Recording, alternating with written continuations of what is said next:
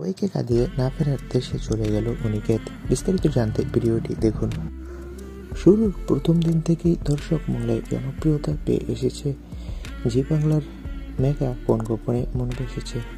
শ্যামলী আর অনিকেতের জুটি খুব অল্প দিনের মধ্যে দর্শকদের মন জিতে নিয়েছে।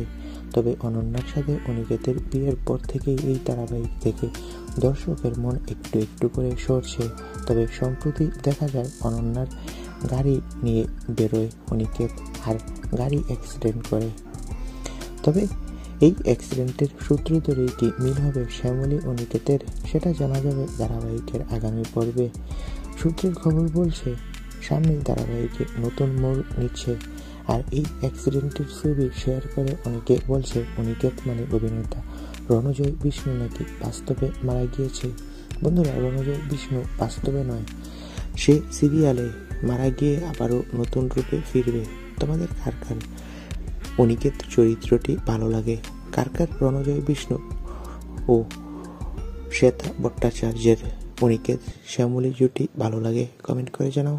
ভিডিওটি দেখার জন্য তোমাদের সকলকে অসংখ্য ধন্যবাদ।